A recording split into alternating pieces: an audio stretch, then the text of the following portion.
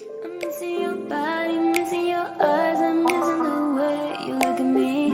Well, you never love me, you never love me. What do you break my heart in peace? And I cry for your love, and I'm hearing your voice calling me one more time. I'll never call your phone, baby, oh baby. I would never. 네, 안녕하세요. 도사 이승태 TV의 이승태 변호사입니다. 여러분들이 요즘에 전세 사기 문제는 뭐 계속적으로 문제가 되고 있기 때문에 7월 19일부터 개정법이 빨리 시행된 게 있잖아요. 세입자의 보증금을 지켜주는 임차권 등기 명령이란 제도가 있는데 이 집주인이 받지 못했다고 잡아떼면 손 쓸 방법이 없었습니다. 그런데 앞으로는 이 집주인 확인 없이도 임차권 등기가 가능해집니다. 전월세 계약이 끝나고도 보증금을 돌려받지 못하면 세입자가 이 사실을 해당 부동산 등기에 남겨 변제권을 우선 확보할 수 있는 제도. 부동산 임차권 등기 명령 할 때 임차권 등기 명령이 실질적으로 임대인에게 송달되지 않아도 바로 등기가 될 수 있게끔 지금 원래는 이제 10월 달에 예정이 돼서 시행되기로 했던 것을 당겨서 지금 7월 19일부터 지금 시행을 시켰어요. 근데 여기서 지금 중요한 부분들이 또 여쭤보시는 게 있더라고요. 이 임대차 계약이 끝나기 전에도 임차권 등기 명령 신청할 수 있느냐? 그 다음에 그러면 임차권 등기 명령을 신청했을 때 전입신고를 언제 옮겨도 되느냐? 그 다음에 그럼 내가 관리비라든지 아니면은 뭐 그 내야 되는 공과금 같은 거 언제까지 내야 되느냐?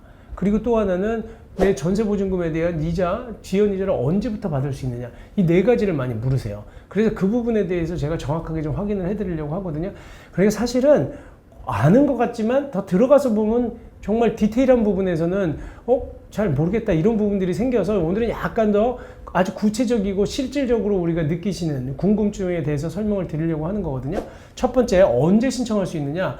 우리가 임차권 등기 명령하고 관련된 주택임대차 보호법을 보면요. 3조 5의 3에 뭐라고 되어 있냐면 1항에 임대차가 끝난 후 보증금이 반환되지 아니한 경우에 임차인은 임차권 등기 명령을 신청할 수 있다. 이렇게 돼 있어요. 그러니까 여기서 답은 나오죠. 첫 번째 답은 임대차가 끝나야 돼요.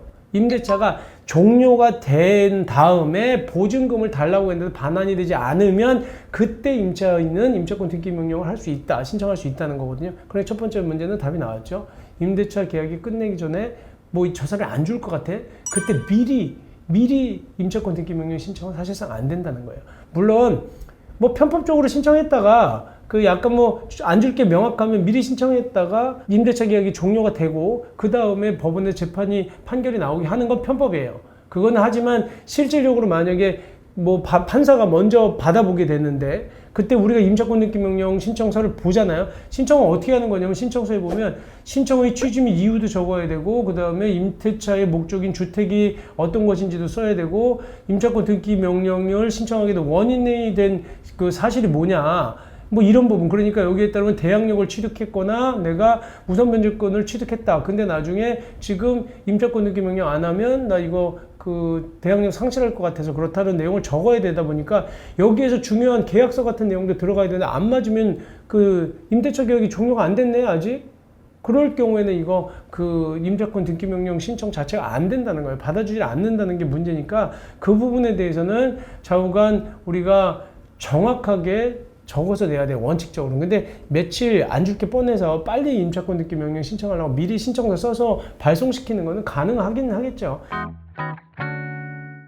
임차권 등기 명령 효과인데요. 이 부분은 5항에 또 규정이 되어 있습니다. 5항은 임차인은 임차권 등기 명령의 집행에 따른 임차권 등기가 맞춰지면 법에 따른 대항력과 우선 변제권을 취득한다라고 되어 있어요. 그렇기 때문에 실질적으로 여기에서 정확하게 법 규정 그대로 보셔야 되거든요. 임차권 등기가 맞춰지면이에요. 마치면. 이 얘기는 등기가 완료가 돼야 돼요. 등기 완료되기 전에 미리 나오면 안 된다는 거예요. 그러니까 신청만 해놓으면 되는 줄 알고 그냥 나오셨다. 전입신고를 옮겼다라고 하면 대항력 상실해요. 그러니까 여기 조문에 나와 있는 것처럼 임차권 등기가 마치면 등기가 완료된 거 확인하셔야지만 그때부터 동일하게 그 대항력이라든지 우선변제권 그대로 유지를 한다는 거거든요.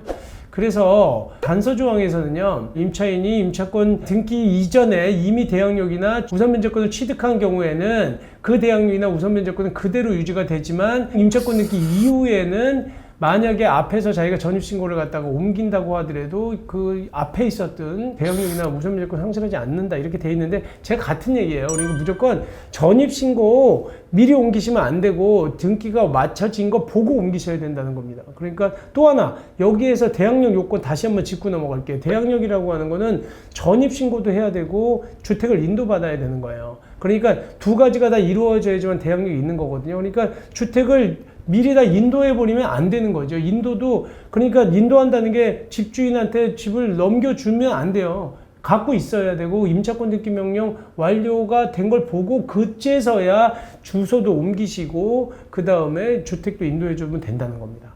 그리고 세 번째, 이제, 그러면 관리비는 그러면 내가 언제까지만 내면 되느냐? 이것도 똑같은 문제예요. 그러니까 관리비는 오히려 임차권 등기 명령이 됐는지 안 됐는지 보다 실질적으로 내가 언제까지 사용하고 있었는지가 문제잖아요. 그러니까 주택을 인도하는 날까지는 제가 관리비 내야죠. 무슨 얘기인지 아시겠죠? 그러니까 임대차 계약이 종료가 되고 임차권 등기 명령 신청해서 등기가 됐어요. 그럼 그거 확인하고 내 집을 넘겨줄 때 그때까지는 내가 관리비 내야 되겠죠. 그러면 거꾸로 이제 네 번째 마지막 질문이에요. 마지막 질문. 보증금 반환 청구권 내가 보증금이 5천만 원 있었는데 그 5천만 원에 대한 이자는 언제부터 받을 수 있는 거냐? 그것도 주택을 인도한 그 다음 날로부터 받는 거죠. 그날 동시 이행했어야 되는데 안 줬으니까 그 이후부터 이자를 줘야 되니까 그 다음 날로부터 5천만 원에 대한 이자, 민법 소정의 5% 이자를 지급해야 된다는 거예요. 아시겠죠? 그러니까 관리비랑 임대료는 내가 있는 날까지 정산해서 날짜별로 계산해서 만약 월세를 낸다면 그렇게 해서 정산해 주면 되는 거고, 나머지 못 받은 보증금에 대해서는 그 다음 날로부터 인도한 다음 날로부터 이자를 받으면 되는 거예요. 그러니까 지금 어떻게 보면 그냥 임차권 등기 명령 신청하면 되는구나 라고 생각하셨지만 지금 제가 요약해서 다시 얘기 드리면 네 가지 부분에 대한 부분은 정확하게 알고 계셔야 된다. 그러니까 임대차 계약이 종료돼야지만 임차권 등기 명령 신청할 수 있다. 그 다음에 임차권 등기까지 완료된 거 보시고 전입신고 지금 이전하셔야 된다는 거 있고요. 그 다음에 또 하나는 월세라든지 기본적으로 관리비를 납부를 해야 되는 날은 내가 살고 있는 실질적으로 주택을 인도하는 날까지다. 인도하고 난 다음 날부터는 그때 전세 보증금에 대해서 이자도 받을 수 있다. 요 네 가지입니다. 네. 오늘 좀 그동안 조금 약간 궁금하셨던 게 있으면 제가 좀 속 시원하게 얘기를 드리려고 했는데요. 도움이 되셨으면 감사하겠습니다. 네. 수고하셨습니다.